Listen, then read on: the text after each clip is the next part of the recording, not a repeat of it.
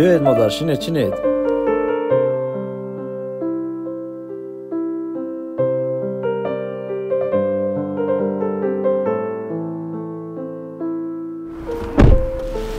مادر جان سفرها بخیر.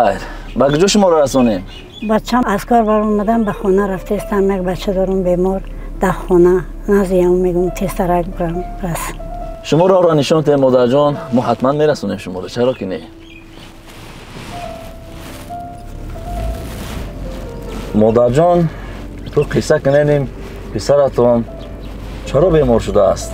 فرزندانم پسر من طول 2 سال است که بیمار است و کسلی میون گرفتار است. خدا به حال ما رحم کند مادر. ما همه برای همدیگریم.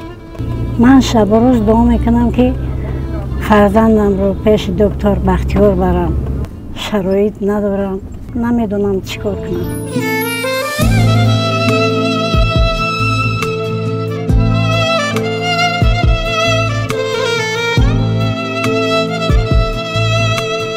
شاید امروز همان روزی باشد که خداوند دعای شما را قبول کرده است. چی گفتی فرزندم؟ مادر جان، این دعای شما بود که ما را از دوشنبه به مومن آباد آورد. من همون بختیاری که شما دعا میکردین همون کس من هستم.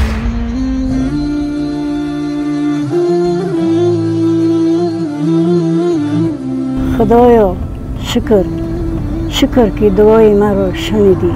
مادر جان، ما امروز به کار امیدجان اومدیم، نه که دعای شما بوده که ما را اینجا آورد. از دیدارت بسیار خرسند شدم پسرم. مادر جان پریشان نشین، من کمکتون میکنم. پسرتون رو میبینم، هرچی در توانم است میکنم. یک دست دعای شما برای ما بهترین عطا است. بیا اکنون از به نزد فرزندتان میرویم.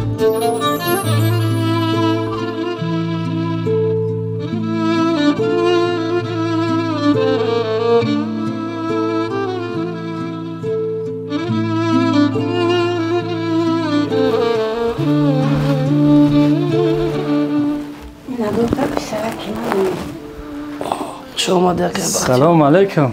دودر جان سازی خوبی؟ شما خوبه نکرد. چون که در این حالت خوب چی مشکلی شد؟ راستش در مهنت مهاجری کار میکردیم در شهر روسیه. بله. در استرویکا یک درد در میان پیدا شد. راستش اهمیت ندادیم. 2 سال میشود که در همین حال گرفتارمان کرده. آهسته میان از کار موند. شکر خدا که برادران غریب همه کس پول جمع کردن روانم کردن به تاجیکستان و 2 سال می شود که در همین حال گرفتار شدم. البته ما باوری دارم.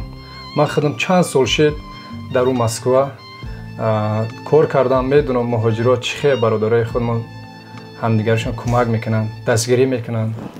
باوری دارم. پیشتر در اون مهاجر ما کار میکردم، در خدمت مهاجرا بودم که من با چشم خودم دیدم، شاهد شدم که چخیلی دستگیری میکنن همدیگرشون. مادر جان پسر شما را به بیمارخانه بردن در کار. پسر جان گفتون درست، ما شرایط نداریم، شرایط خوب نداریم. مادر جان ایش فکرش نکنین، یک دعای شما ماده بسنده است. پسر جان من از شما بسیار منت دارم. شب روز هم دعا کنم در حق شما کم است. من دائم در حق شما دعا میکنم. خدای خداوندا دستی همه را بگیرین و همه را تبابت کنین. خیلی خوش آمدین. خوش باشین، آباد باشین، در جای باشین، نگهبانتان خدا باشه. رحمت، تشکر. آمین.